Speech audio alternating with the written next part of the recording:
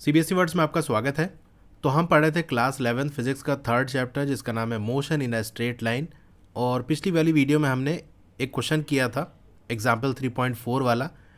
इस वीडियो में हम एग्जाम्पल 3.5 फ्री फॉल ये डिस्कस करेंगे। उससे पहले कुछ और चीज़ें हैं जिसे हम समझ लेते हैं। पिछली वीडियोज़ में मैंने बहुत सारी चीज़ें बताई थी कि यहाँ पर ये वैल्यूज़ होती है, ऐसा होता है, उसका रीज़न नहीं बताया तो हम यहाँ पर रीज़न समझ लेते हैं ताकि चीज़ों को याद करना आसान रहे। और इन केस अगर याद किया हुआ भूल जाता है तो आप रिकॉल कर सको क्योंकि आपने समझा है उन चीज़ों को। अब जैसे मान लो हमारा ये अर्थ की सरफेस है, ठीक है, ग्राउंड है, और यहाँ से किसी चीज़ को ऊपर की तरफ फेंका जा रहा है। जैसे मान लो आप ही मैदान में किसी खड़े हो और किसी भी ऑब्जेक्ट को, जैसे मान लो बॉल को आपने ऊपर की तरफ फेंका, तो आप जानते हो क्या होता है, वो बॉल ऊपर की तरफ जाती है फिर वो नीचे चली आती है। ठीक है, तो यहाँ पर भी ऐसे होगा, जो भी चीज़ आपने ऊपर फेंकी वो ऐसे जाकर और ये वापस चली आएगी। ठीक है, ऐसे ऊपर गई, ऐसे नीचे आ गई। अब इसके अलग अलग पॉइंट पे क्या वेलोसिटी होगी, इसका अगर मैं आपसे पूछूं तो आप कैसे बताओगे? जैसे मैं पूछूं कि इस पॉइंट पे क्या वेलोसिटी होगी, ये वाला पॉइंट जहाँ तक मैक्सिमम हाइट तक जो बॉल गई वहाँ पर क्या वेलोसिटी होगी, और जब वापस आई आपके हाथ में या ग्राउंड पे मान लो फेंका था और ग्राउंड पे आके गिर गई तो वहाँ पर ग्राउंड पे क्या वेलोसिटी होगी। इन 3 पॉइंट पे अगर वेलोसिटी पूछी जाए तो क्या बताओगे आप? इसको समझने के लिए एक कंडीशन को हम ऑब्जर्व करते हैं। जैसे मान लो आप साइकिल से मस्त झूमते हुए चले जा रहे हो, ठीक है, आपने बहुत ज़्यादा पैडल मारी और आपकी साइकिल की स्पीड अच्छी खासी हो गई, वेलोसिटी अच्छी खासी उसने गेन कर ली। अब आपने पैडल मारना छोड़ दिया और यहाँ पर हम आइडियल केस डिस्कस कर रहे हैं, यानी यहाँ पर हम मान के चल रहे हैं सरफेस पे कोई भी फ्रिक्शन नहीं है और बिल्कुल हॉरिजॉन्टल सरफेस है। तो क्या होगा, साइकिल आपकी आगे की तरफ चलती चली जाएगी। ठीक है, यानी आप फर्दर कोई फोर्स नहीं लगा रहे हो, जो फोर्स आपने लगाना था पैडल मार के वो आपने लगा दिया। अब वो साइकिल आपके आगे की तरफ चलती चली जा रही है, मान लो किसी वी वेलोसिटी से जा रही है। अब किसी ने क्या किया, साइकिल को आपके पीछे की तरफ खींचना शुरू कर दिया, कुछ फोर्स लगा के। वो अपोजिट डायरेक्शन में, जिस डायरेक्शन में आप जा रहे थे उसके अपोजिट डायरेक्शन में उसने फोर्स लगाई, पीछे की तरफ खींचने लगा। तो क्या होगा? आप कहोगे सिंपल है, क्या होगा? क्या, साइकिल की जो वेलोसिटी है वो कम होने लगेगी और फोर्स लगाता जाएगा तो क्या होगा, कम होते होते होते एक पॉइंट आएगा वो जीरो हो जाएगी। यानी अभी वी वेलोसिटी थी, उसके बाद एक टाइम आएगा ये जीरो हो जाएगी। जीरो होने के बाद क्या होगा, अब साइकिल रुक गई है और फोर्स लगाता ही जा रहा है, तो क्या होगा, आपकी साइकिल पीछे चलना शुरू हो जाएगी, अपोजिट डायरेक्शन में जाने लगेगी।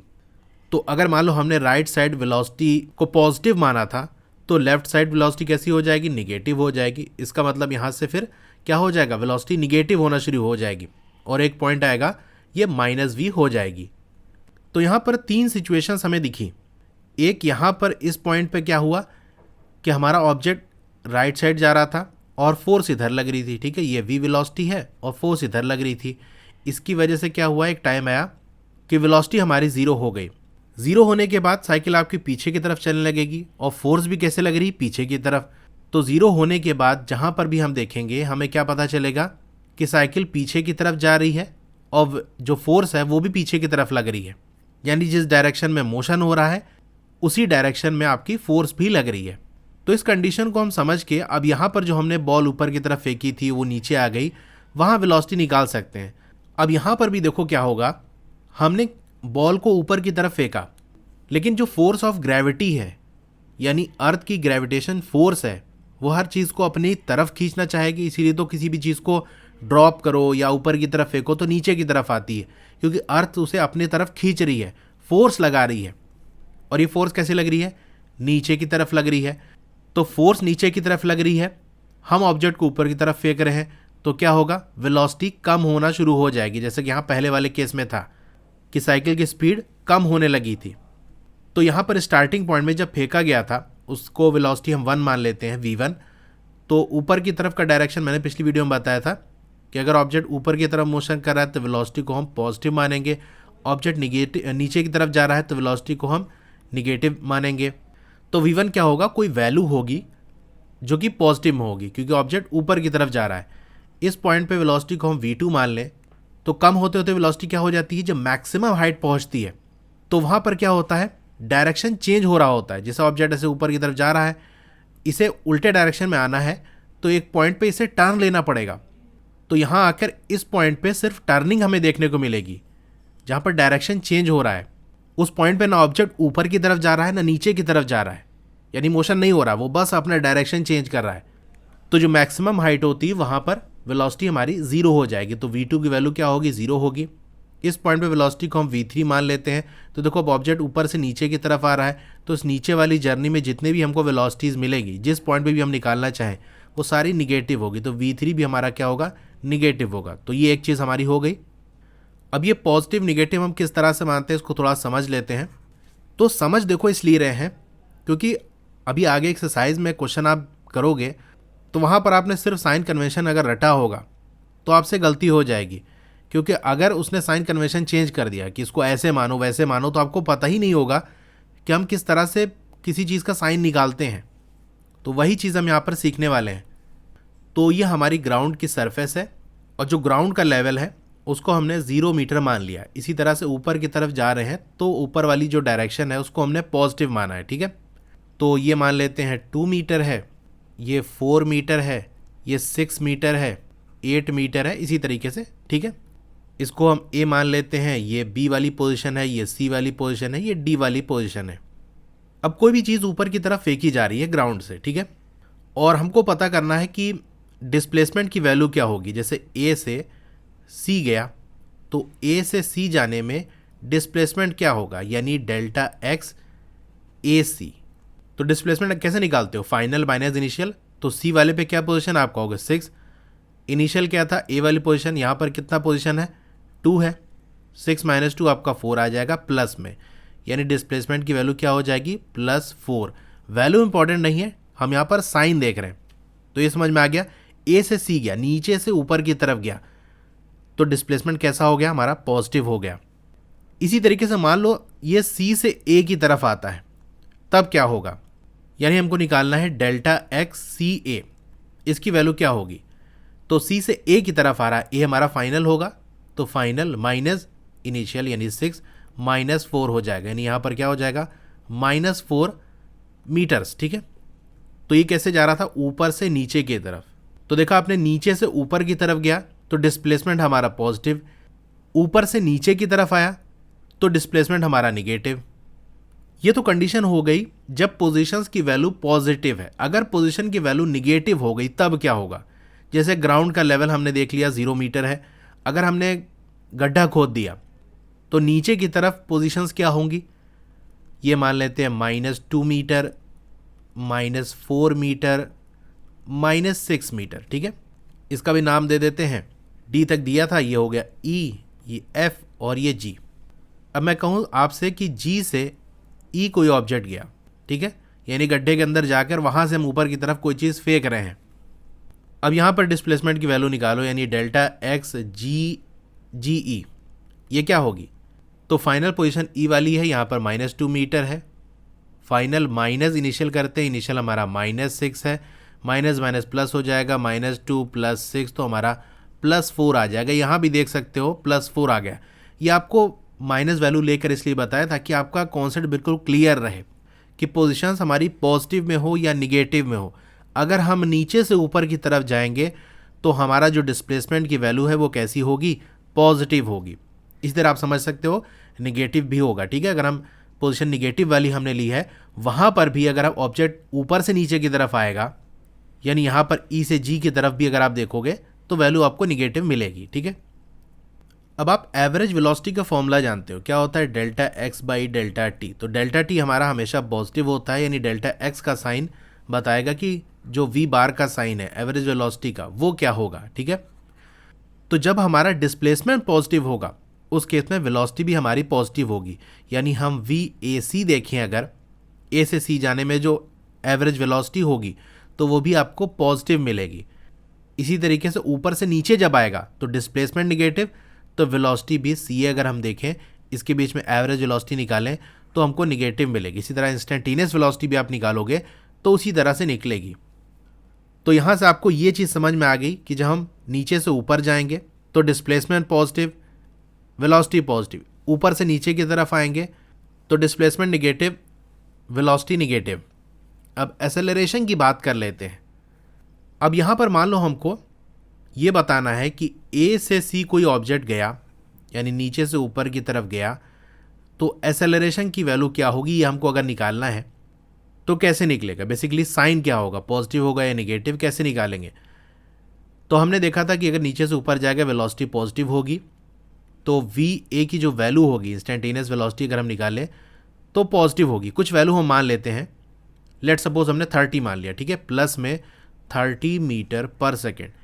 और जैसे कि मैंने देखो यहाँ पर बताया था कि ऑब्जेक्ट जब नीचे से ऊपर की तरफ जाएगा, फोर्स नीचे की तरफ लग रही है, तो क्या होगा, उसकी वेलोसिटी कम होने लगेगी, यानी सी वाले पॉइंट पे इसकी वेलोसिटी कम होगी।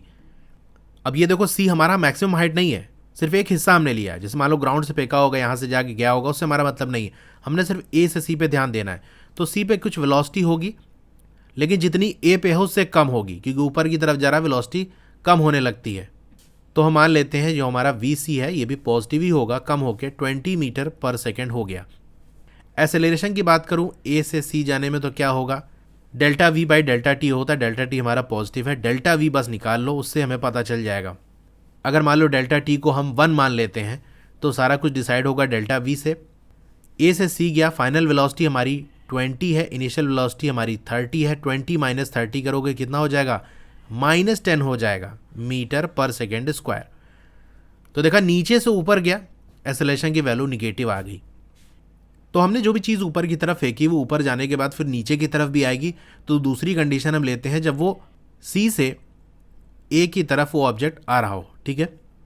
तो जैसे कि मैंने बताया था जब वो ऊपर से नीचे की तरफ आएगा, देखो ऊपर हमारा यहाँ 0 हो गया था, उसके बाद ये v3 कोई वैल्यू होगी, यानी फिर नीचे की तरफ वेलोसिटी इंक्रीज करने लगती है, क्योंकि फोर्स नीचे की तरफ लग रही है। साइकिल वाला एग्जांपल याद करो कि रुक गई, लेकिन वो फोर्स लगाता जाएगा तो साइकिल पीछे की तरफ चलने लगेगी। जितना फोर्स लगाता जाएगा उतना वो वेलोसिटी उसकी बढ़ती चली जाएगी। लेकिन ऊपर से नीचे जा रहा है, इसका मतलब वेलोसिटी हमारी निगेटिव होगी। तो हम मान लेते हैं वी सी क्या होगा, let suppose 20 metre per second, ठीक है, निगेटिव में। और वी ए क्या होगा, ये भी निगेटिव में होगा। ऊपर से नीचे की तरफ आ रहा है, वेलोसिटी बढ़ती चली जाएगी। तो 20 से मान लें, 20 से 30 हो गया, ठीक है, 30 मीटर पर सेकेंड।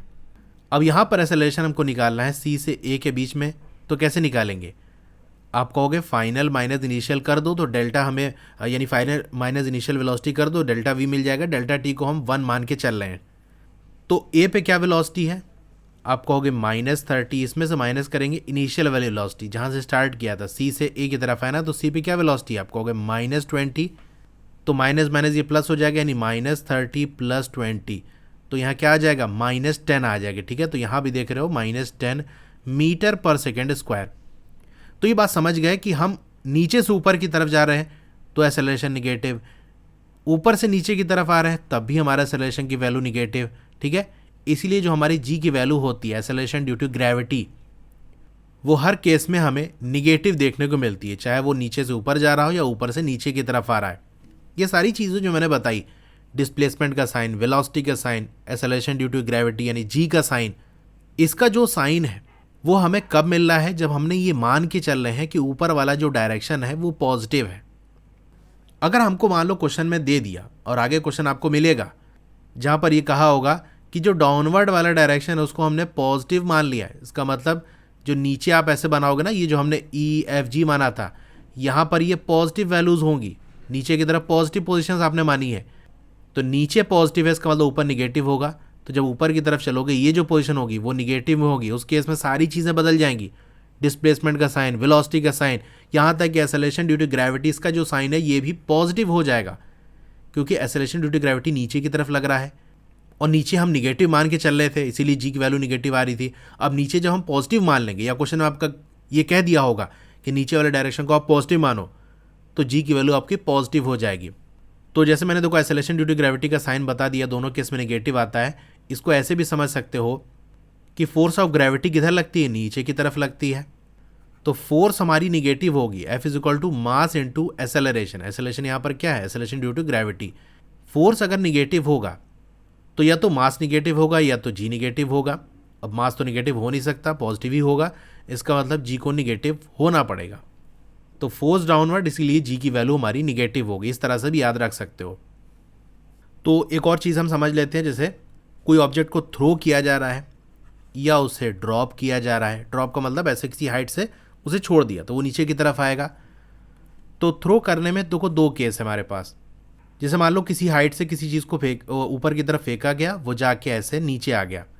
क्या वेलोसिटी है मैंने बता दिया, जिस पॉइंट से फेंका जाएगा वहाँ पर जो वेलोसिटी होगी वो पॉजिटिव होगी, एकदम मैक्सिमम हाइट पे जाके वेलोसिटी हमारी ज़ीरो होगी, फिर जब नीचे आएगा तो वेलोसिटी क्या होगी, निगेटिव होगी। ठीक है, इसी तरीके से मान लो किसी हाइट से किसी ऑब्जेक्ट को नीचे की तरफ फेंका जा रहा है, थ्रो किया जा रहा है, तो जब थ्रो किया जाता है, किसी चीज़ को फेंका जाता है, तो वहाँ पर इनिशियल वेलोसिटी कुछ होती है, तो यहाँ पर कुछ वेलोसिटी होगी, लेकिन क्योंकि नीचे की तरफ फेंका जा रहा है, ऑब्जेक्ट नीचे की तरफ जाएगा, तो वेलोसिटी हमारी निगेटिव होगी। ठीक है, तो जहाँ से फेंका जा रहा है ऊपर से नीचे की तरफ, वहाँ पर इनिशियल वेलोसिटी की वैल्यू कुछ होगी माइनस में, फिर ये नीचे की तरफ आएगा तो यहाँ भी कुछ वेलोसिटी होगी जो कि निगेटिव होगी। जैसे हम यहाँ पर इसको v1 मान लें, इसको v2 मान लें, तो यहाँ पर मॉड ऑफ v2 की वैल्यू मॉड ऑफ v1 से ज़्यादा होगी। ठीक है, अगर साइन को हटा दें, सिर्फ v1 v2 का मैग्नीट्यूड की बात करें, मॉड लगा रहे हैं ताकि हम मैग्नीट्यूड को शो कर सकें, तो नीचे की तरफ आती वेलोसिटी बढ़ने लगती है, इसीलिए v1 पे जो वेलोसिटी होगी नीचे आते आते वो बढ़ते बढ़ते v2 बन जाएगी, तो फाइनली v2 की जो वेलोसिटी है वो ज़्यादा होगी। अब किसी ऑब्जेक्ट को हम ड्रॉप करते हैं, किसी हाइट से हमने उसे छोड़ दिया, जैसे बिल्डिंग पे खड़े थे उसको हमने छोड़ दिया, तो क्या होगा, तो जैसे मान लो ये ऑब्जेक्ट था वो नीचे की तरफ चला आएगा, तो जब हम ड्रॉप करते हैं तो वहाँ पर जो इनिशियल वेलोसिटी होती है वो ज़ीरो होती है, क्योंकि आप ऐसे किसी चीज़ को पकड़े हुए थे, उस समय वो क्या था, रुका था, जैसे छोड़ोगे तो उसमें फोर्स ऑफ ग्रेविटी अपनी तरफ खींचना शुरू करेगी, उसका मोशन कराएगी, तो वो मोशन कहाँ से स्टार्ट हुआ, जैसे ही आपने छोड़ा तब उसने वेलोसिटी गेन करना स्टार्ट किया और नीचे जाते जाते वेलोसिटी बढ़ती चली गई। तो इनिशियली वेलोसिटी ज़ीरो थी और फाइनल वेलोसिटी कुछ होगी, नीचे की तरफ जा रहा है तो ये निगेटिव होगी। ठीक है, अब इस पहले वाले केस में एक और चीज़ समझते हैं, जैसे जहाँ से फेंका गया था उस वेलोसिटी को हम v1 मान लें, टॉप पे जो वेलोसिटी उसको हम v2 मान लें, और जब नीचे आया ग्राउंड पे उसको v3 मान लें, तो v1 और v3 में क्या रिलेशन होगा, तो यहाँ पर जो मॉड ऑफ v1 होगा, यानी सिर्फ मैग्नीट्यूड की बात करें, डायरेक्शन हटा दें, तो v1 की जो वैल्यू होगी वो v2 के बराबर होगी, यानी जिस पॉइंट से वो ऊपर की तरफ गया, ऊपर जाने के बाद जब नीचे आएगा उसी पॉइंट पे वेलोसिटी उसकी नीचे की डायरेक्शन में होगा, लेकिन जो मैग्नीट्यूड होगा इस पॉइंट और इस पॉइंट पे वो वेलोसिटी का बराबर होगा। क्यों होगा इसको हम सॉल्व करके ही देख लेते हैं। आप फॉर्मूला जानते हो, v² = u² + 2as, जिस पॉइंट पे चला उसी पे आ गया, यानी डिस्प्लेसमेंट हमारा जीरो हो गया, तो ये जो पूरा टर्म है 2as, अगर s जीरो है तो पूरा टर्म जीरो हो जाएगा, इस केस में v² = u² हो जाएगा, यहाँ से मॉड ऑफ v इक्वल होगा मॉड ऑफ u के, सिर्फ डायरेक्शंस अलग अलग होंगे। ठीक है, तो ये इतनी सारी चीज़ें हैं, इसको आपने समझ लिया है। अब हम अपने मेन टॉपिक की तरफ बढ़ते हैं, वैसे मेन टॉपिक का ही पार्ट है ये। यहाँ से कह रहा है कि फ्री फॉल, इसके बारे में हम पढ़ेंगे। फ्री फॉल क्या होता है, जैसे किसी ऑब्जेक्ट को आपने उससे पकड़ा है और उसे छोड़ दिया तो वो नीचे की तरफ आएगा, तो ये जो मोशन होगा नीचे की तरफ वो हमारा फ्री फॉल कहलाएगा। तो आपको यहाँ पर डिस्कस करना है motion of an object under free fall, neglect the air resistance. तो एयर रेसिस्टेंस को हम नेग्लेक्ट करेंगे, क्योंकि कोई भी ऑब्जेक्ट ऊपर से नीचे की तरफ आ रहा है, नीचे से ऊपर की तरफ जा रहा है, तो हमारे चारों तरफ एयर है। अब उस एयर की वजह से क्या होगा, उस एयर स्पेस को ऑब्जेक्ट को पेनिट्रेट करके आना पड़ेगा, एयर के मॉलिक्यूल्स को इधर उधर हटा के जगह बनाते हुए वो नीचे की तरफ आएगा, जिसकी वजह से उसकी वेलोसिटी पे असर पड़ेगा। तो अगर एयर रेसिस्टेंस को हम कंसीडर कर लें कि हाँ हमारे चारों तरफ एयर प्रेजेंट है, एयर के मॉलिक्यूल्स प्रेजेंट है, उस केस में जिस ऑब्जेक्ट को ड्रॉप कर रहे हैं उसकी प्रॉपर्टीज़ पे डिपेंड करेगा उसकी वेलोसिटी क्या होगी, यानी वो कितना भारी है, उसका शेप क्या है, उसका साइज़ क्या है, उसका डेंसिटी क्या है। इसीलिए आप फेदर को, पंख को ऐसे ऊपर से फेंको तो कितना धीरे धीरे नीचे आता है, वहीं किसी पत्थर को फेंको वो तेज़ी से आ जाता है। तो ये एयर रेसिस्टेंस की वजह से होता है, इसीलिए हम एयर रेसिस्टेंस को नेग्लेक्ट करते हैं, यानी मान के चलते हैं हमारे आसपास एयर प्रेजेंट नहीं है।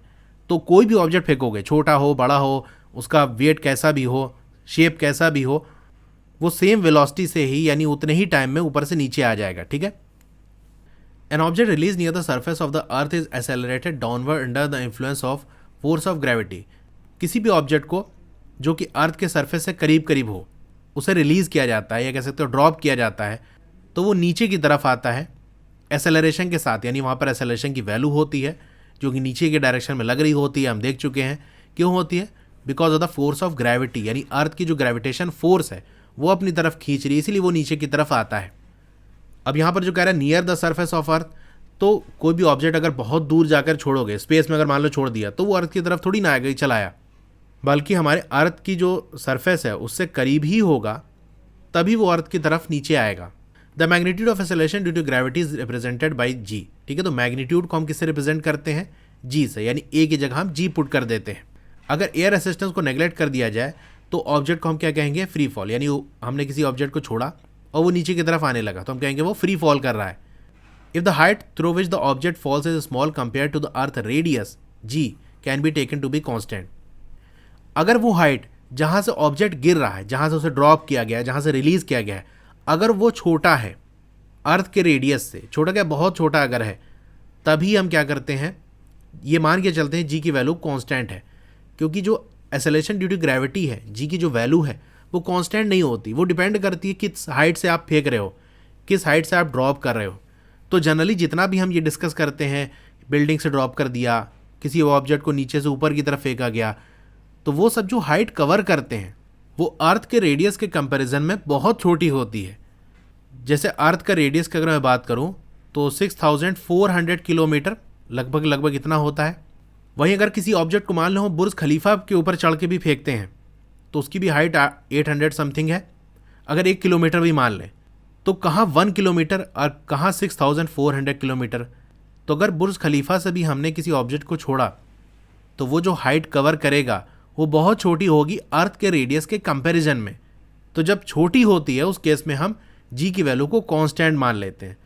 आप ग्रेविटेशन वाले चैप्टर में फॉर्मूला पढ़ोगे, वहाँ पर यह आएगा कि हाइट पे डिपेंड करेगा, तो वहाँ डिटेल में डिस्कस कर लेंगे और उसकी वैल्यू किस तरह से निकलती वो भी हम देख लेंगे। अभी इतना मान के चलो, बस याद कर लेना है, क्वेश्चन में डायरेक्ट यूज़ होता है कि जो जी की वैल्यू है वो 9.8 मीटर पर सेकेंड स्क्वायर ये होती है। अब कुछ क्वेश्चन में आपको ये दिया होता है कि जी की वैल्यू आप 10 मान लो, तो वहाँ 10 मान लेना। अगर कुछ ना कहा हो तो आपको 9.8 लेना है। फ्री फॉल इज दस the case of motion with uniform acceleration. तो हम कह सकते हैं जो फ्री फॉल है वो कैसा मोशन है? यूनिफॉर्म एक्सेलरेशन वाला मोशन है, क्योंकि जी की वैल्यू यहाँ पर हमारी कांस्टेंट है। और जब यूनिफॉर्म एक्सेलरेशन है, इसका मतलब एक्सेलरेशन की जो हमारी तीनों इक्वेशन है यूनिफॉर्म एक्सेलरेशन वाली, वो सारी हम यहाँ पर यूज़ कर सकते हैं। अगर हम ये एज्यूम कर लें मोशन वाई डायरेक्शन में हो रहा है, यानी ये वाली जो एक्सिस है इसको हम वाई मान लेते हैं, मोर करेक्टली माइनस वाई डायरेक्शन, तो ये मैंने आपको बता दिया कि नीचे की तरफ आएगा तो हमारा डिस्प्लेसमेंट निगेटिव होगा। माइनस वाई डायरेक्शन का मतलब क्या है कि जहाँ से ऑब्जेक्ट को छोड़ा जाएगा, जैसे मान लो इस साइड से ऑब्जेक्ट को छोड़ा गया, वो नीचे की तरफ आया, तो जहाँ से ड्रॉप किया गया है उसको हमने 0 मीटर मान लिया है, ड्रॉप करने वाले पोजीशन को। तो जब ड्रॉप करोगे तो वो नीचे की तरफ ही आएगा, यानी जितने भी पोजीशन उसको रास्ते में मिलेंगी वो सारी कैसी होंगी? निगेटिव होंगी। ठीक है, तो मोशन हमारा माइनस वाई वाली एक्सिस में होगा। ऐसा इसलिए क्योंकि हमने चूज़ किया है अपर डायरेक्शन एज पॉजिटिव, तो हम अपर डायरेक्शन को पॉजिटिव माने हैं, तब ये हमारा जो मोशन है नीचे वाला वो निगेटिव आएगा। ये हम देख चुके हैं।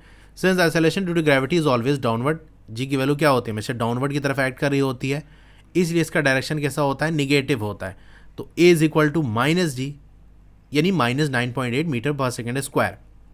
The object is release from the rest at y is equal to 0। जैसे मैंने बताया जहाँ से ड्रॉप किया है उसको हम 0 मान के चल रहे हैं, यानी वहीं से हम जो डिस्प्लेसमेंट है वो मेज़र करेंगे, वहीं से हाइट मेज़र करेंगे। जहाँ से ड्रॉप किया जा रहा है या थ्रो वाले केस में जहाँ से फेंका जा रहा है उसको हम 0 मान लिए, तो जो ऊपर जाएगा तो पॉजिटिव पोजीशंस, नीचे आएगा तो निगेटिव पोजीशंस। ठीक है, तो जहाँ से रिलीज़ किया गया है वहाँ पर y की वैल्यू 0 होगी। Therefore v not is equal to 0। Initial velocity क्या होगी जब ड्रॉप करते हैं? तो मैं बता चुका हूँ 0 होती है। तो मोशन की जो इक्वेशंस है उसे हम किस तरह से लिख सकते हैं? तो यहाँ हम देख सकते हैं v is equal to u plus a t. Initial velocity हमारी 0 है, तो v इज इक्वल टू क्या होगा? 0 प्लस ए। ए क्या है? ए की जगह हम g माने हैं और g हमारा निगेटिव है, तो बेसिकली 0 माइनस जी टी हो जाएगा। s is equal to u t plus half a t square. Initial velocity 0 यानी यू टी वाला टर्म हमारा 0 हो जाएगा, तो यहाँ पर s की वैल्यू क्या हो जाएगी? a की जगह माइनस जी रखेंगे, यानी माइनस 1/2 जी टी स्क्वायर। ठीक है, और एक कौन सा फॉर्मूला होता है? V square is equal to u square plus 2as। U square हमारा 0 है, यानी वी स्क्वायर की वैल्यू क्या हो जाएगी? 0 माइनस 2gs। अब जी की वैल्यू 9.8 पुट कर दोगे तो इस तरह से इक्वेशन बनेगी, ठीक है। देखो इस तरह से आया था 0 - 0 इस तरह से करके जी की वैल्यू हमने 9.8 पुट कर दी और ये हमें मिल गया, ठीक है। अब ये जो इक्वेशंस है ये हमको वेलोसिटी की वैल्यू देंगी, यानी पहला वाला रिलेशन कौन सा है, वेलोसिटी का रिलेशन है, और दूसरा वाला हमारा डिस्टेंस ट्रेवल्ड वाला है, क्योंकि एक ही डायरेक्शन में मोशन हो रहा है, यानी ऊपर से नीचे की तरफ आ रहा है, तो डिस्टेंस कह लो या डिस्प्लेसमेंट कह लो, बात एक ही है। As a function of time, तो यहाँ पर वेलोसिटी की इक्वेशन देख लो या हमारा जो डिस्टेंस है या डिस्प्लेसमेंट कह सकते हो उसकी इक्वेशन है, वहाँ पर आपको टाइम का टर्म दिखेगा। तो हम कह सकते हैं चाहे जो हमारी वेलोसिटी है या जो हमारा डिस्टेंस है वो टाइम का फंक्शन है, वो यानी वो टाइम पे डिपेंड कर रहा है। टाइम की जो वैल्यू होगी उसी हिसाब से वेलोसिटी और डिस्प्लेसमेंट की वैल्यूज होंगी। Also the variation of velocity with distance. अब लास्ट वाला रिलेशन देखो, लास्ट वाले में जो वेलोसिटी की इक्वेशन बन रही है वहाँ पर क्या है -19.6 वाई। यहाँ पर जो वेलोसिटी की वैल्यू है वो वेरी कर रही है डिस्टेंस के साथ साथ, यानी वाई की वैल्यू पुट करते जाओ, 1 2 3 जो भी पुट करोगे उसी हिसाब से आपको वी की वैल्यू मिलती जाएगी, ठीक है। The variation of acceleration velocity and distance with time have been plotted. तो आपको ये ग्राफ दिया हुआ है v t a t x t वाला ग्राफ। तो पहले ए वाला आप देख सकते हो एक्सेलरेशन वाला है, यहाँ पर एक्सेलरेशन की वैल्यू क्या है, फिक्स है -9.8, यानी टाइम की एक्सिस हमारी ये है। अब माइनस में है तो नीचे की तरफ इस तरह से बनाएंगे हम, इसको अगर हम -5 मान लें, इसको हम -10 मान लें, ये हमारी टाइम एक्सिस है, ये एक्सेलरेशन है। तो -9.8 है, इस तरह से है और फिक्स है, चेंज नहीं हो रहा, तो स्ट्रेट लाइन टाइम एक्सिस से पैरेलल बन जाएगी, ठीक है। -9.8 मीटर पर सेकेंड स्क्वायर, यही आपको यहाँ पर ग्राफ दिया हुआ है। अब अगर हमको वेलोसिटी टाइम ग्राफ प्लॉट करना है तो किस तरह से प्लॉट करेंगे। देखो अभी हमने रिलेशन देखा था वेलोसिटी का टाइम के साथ, क्या आया था हमारा -9.8 t, इसी को हम यूज़ करेंगे, यानी रिलेशन था v = -9.8 t। अब t की वैल्यू अगर हम 0 पुट करें तो वेलोसिटी आप जानते हो 0 होगी। t की वैल्यू अगर हम 1 पुट करें तो v की वैल्यू क्या हो जाएगी -9.8। t की वैल्यू हम अगर 2 पुट करें तो वेलोसिटी की वैल्यू क्या हो जाएगी, 9.8 को 2 से मल्टीप्लाई करेंगे 19.6, यानी -19.6, इसी तरह से होगा। तो यहाँ पर भी हमारा जो ग्राफ बना हुआ है देख सकते हो, 0 पे हमारी जब टाइम 0 हो तो वेलोसिटी 0 है, जब टाइम हमारा 1 सेकेंड हुआ तो यहाँ पर होगा -9.8, तो ये वैल्यू मिल जाएगी। इसी तरीके से 2 सेकेंड पे क्या वेलोसिटी आ रही है 19.6, तो इसको यहाँ ऐसे मिला दोगे तो यहाँ आपको -19.6 मिल जाएगी, ठीक है। इस तरह से आपको प्लॉट करते हुए चले जाना है। तो हर जो टाइम है, ठीक है, से 3 सेकेंड पे ये मिल जाएगा, 4 सेकेंड पे ये मिल जाएगा, 5 सेकेंड पे ये मिल जाएगा, तो ये सारी वैल्यूज़ मिल जाएगी। उसको स्ट्रेट लाइन से हम ज्वाइन कर देंगे। स्ट्रेट लाइन से क्यों ज्वाइन करेंगे, देखो पॉइंट को ज्वाइन करना ही है। स्ट्रेट लाइन से इसलिए ज्वाइन करेंगे क्योंकि एक्सेलरेशन की जो वैल्यू है वो कांस्टेंट है, वो नहीं बदल रही है, और हम जानते हैं कि एक्सेलरेशन की वैल्यू कांस्टेंट होती है तो वीटी ग्राफ कैसे बनता है, स्ट्रेट लाइन बनता है। अब ये ग्राफ को हमने नीचे की तरफ ऐसे क्यों बनाया, ऊपर की तरफ क्यों नहीं बनाया, क्योंकि जो वेलोसिटीज़ की वैल्यूज़ है आप देख सकते हो t1 टाइम पे, t2 टाइम पे, सब पे वेलोसिटी की वैल्यू निगेटिव होती है और नीचे वाले डायरेक्शन को हम माइनस मानते हैं, निगेटिव लेके चलते हैं। जैसे यहाँ पर -10 है, -20 है, इसीलिए हमारा ग्राफ नीचे की तरफ आ रहा है। अब अगर एक्सटी ग्राफ हमको बनाना है तो उसका रिलेशन भी हमने पढ़ा है, पीछे आप देख सकते हो y के टर्म में दिया हुआ है, y = -1.2 GT²। g की वैल्यू पुट करोगे 9.8, हाफ से मल्टीप्लाई करोगे तो 4.9 हो जाएगा, यानी फाइनली रिलेशन क्या हो जाएगा -4.9 t² मीटर्स में। यहाँ पर भी आप ऐसे ही करोगे, टाइम की वैल्यू पुट करोगे, टाइम = 0, तो y की वैल्यू हमारी 0 आ जाएगी। टाइम = हम 1 सेकेंड पुट करेंगे तो y की वैल्यू कितनी हो जाएगी -4.9। इसी तरह से ही चलता चला जाएगा, यानी ये भी हमारा ग्राफ कैसे बनेगा, नीचे की तरफ बनेगा, क्योंकि नीचे जो y की पोजीशन है वो हमने निगेटिव मानी है। जैसे हमने -10 मीटर मान लिया, -20 मीटर मान लिया, -30 मीटर मान लिया, ठीक है, नीचे की तरफ, और हमारी जो वैल्यूज़ आ रही है इस इक्वेशन में पुट करने में वो सारी निगेटिव आ रही है, इसलिए हमारा ग्राफ नीचे की तरफ आएगा। अब सवाल ये कि नीचे की तरफ कैसे आएगा, स्ट्रेट लाइन आएगा या कर्व बनेगा, कर्व बनेगा तो वो कैसा होगा। तो देखो स्टार्टिंग में मैंने चैप्टर के आपको एक्सटी ग्राफ बताया था, अगर वेलोसिटी हमारी इंक्रीज कर रही है तो ग्राफ कैसे बनता है, ये एक्स-टी ग्राफ हमारा है। तो मैंने आपको प्रूव करके भी दिखाया था कि ये ग्राफ इस तरह से बनता है, ऐसे कर्व टाइप में बनता है, पैराबोला शेप में बनता है, इस तरह से बनता है, ठीक है। जब कोई ऑब्जेक्ट फ्री फॉल करता है, ऊपर से नीचे की तरफ आता है, तो इनिशियली उसकी वेलोसिटी 0 होती है और नीचे आते आते कुछ वेलोसिटी उसकी हो जाती है, लेकिन माइनस में होती है। यानी जैसे जैसे वो नीचे की तरफ आएगा वेलोसिटी इंक्रीज करेगी, यानी यहाँ पर हमको इंक्रीजिंग वाला ही ग्राफ बनेगा। लेकिन जो हमारी ऊपर की पोजीशन है वो सारी पॉजिटिव है, ग्राफ हमको नीचे की तरफ बनाना है। तो हम क्या करेंगे, इसी ग्राफ का मिरर इमेज ले लेंगे।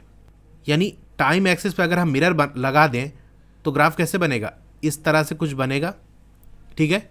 तो यहाँ पर ग्राफ हमारा कैसे बनेगा, ये इस तरह से जाते हुए ऐसे बन जाएगा। तो ये भी हमारा कैसा है, इंक्रीजिंग वाला ही ग्राफ है, लेकिन निगेटिव डायरेक्शन में। ऐसे ना समझ में आए तो इस तरह समझ सकते हो कि इस ग्राफ को हम टेस्ट कर लेते हैं कि अलग अलग पॉइंट पे वेलोसिटी कैसी है, क्या नीचे आते आते वेलोसिटी हमारी बढ़ रही है या नहीं। इस पॉइंट पे हम वेलोसिटी निकालते हैं। कैसे निकालेंगे, यहाँ पर एक टेंजेंट हम ड्रॉ कर देते हैं, इसका ये थीटा निकाल लो, मान लो ये थीटा 1 होगा। इस पॉइंट पे देख लेते हैं, ये हमने इस तरह से टेंजेंट ड्रॉ कर दिया, टाइम एक्सिस से पैरेलल एक लाइन ड्रॉ कर दी, और ये हमने थीटा देख लिया, थीटा 2 हो जाएगा। इसको पॉइंट को हम ए मान लेते हैं, इसको हम बी मान लेते हैं। तो बताओ ए पॉइंट पे वेलोसिटी ज़्यादा है या बी वाले पॉइंट पे। आप कहोगे बी वाले पॉइंट पे, क्योंकि बी पॉइंट पे जो एंगल है थीटा 2 वो ज़्यादा है थीटा 1 से। तो ए पे वेलोसिटी कम, बी पे ज़्यादा, यानी हमारा जो जैसे ही नीचे की तरफ आ रहा है ऑब्जेक्ट उसकी वेलोसिटी बढ़ रही है। तो हमारा ग्राफ सही हो गया। अगर मान लो हमने गलती से ये ग्राफ कुछ इस तरह से बना दिया होता, ऐसे बना दिया होता, तब क्या होता, आप तुरंत चेक कर सकते थे कि यहाँ पर हम वेलोसिटी निकाल लेते हैं, यहाँ पे निकाल लेते हैं, ऐसे टेंजेंट ड्रॉ कर लेंगे, ऐसे ड्रॉ कर लेंगे, यहाँ पर एंगल देख लो और यहाँ पर एंगल देख लो। तो यहाँ पर आप देख सकते हो एंगल ज़्यादा है, यहाँ कम हो गया, यानी वेलोसिटी कम हो गई। लेकिन हम जानते हैं ऑब्जेक्ट ऊपर से नीचे की तरफ आता है तो वेलोसिटी इंक्रीज़ होती है, लेकिन यहाँ तो कम हो रही है। इसका मतलब हमने जो ग्राफ बनाया है वो गलत बनाया है। तो सही ग्राफ हमारा ये देखो सी वाला ये बना हुआ है, ठीक है, नीचे की तरफ बनेगा ऊपर से इस तरह से कर्व लेते हुए।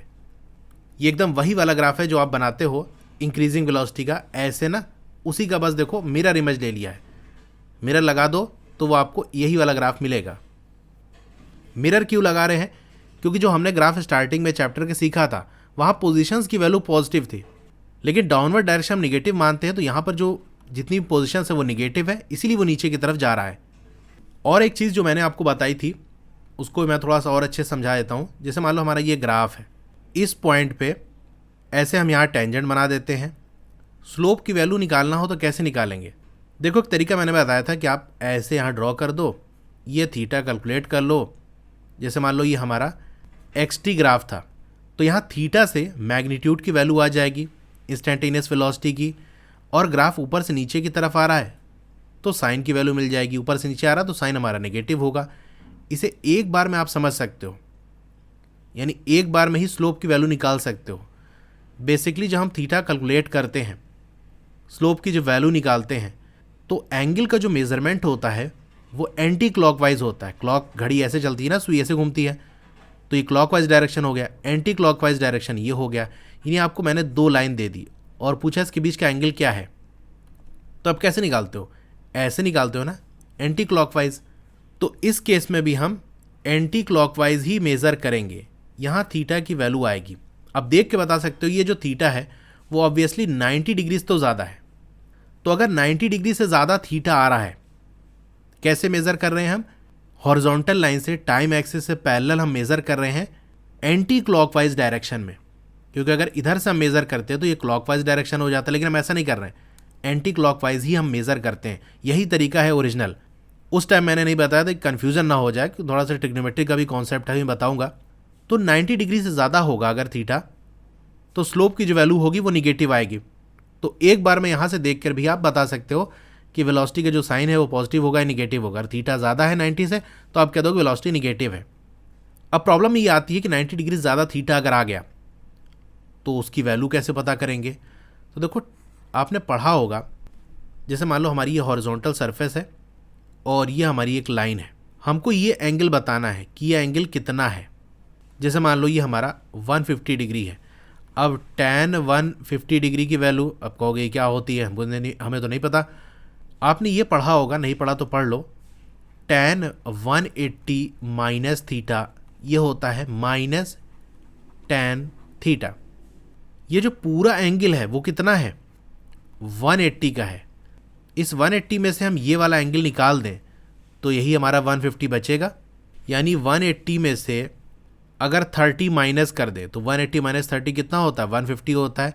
यानी हम इस तरह से लिख सकते हैं tan, यानी tan हमारा 150 डिग्री को क्या लिख सकते हैं, tan 180 माइनस 30 डिग्री, और 180 माइनस थीटा क्या होता है, माइनस tan थीटा। यानी हम इससे क्या लिख सकते हैं, माइनस tan 30 डिग्री।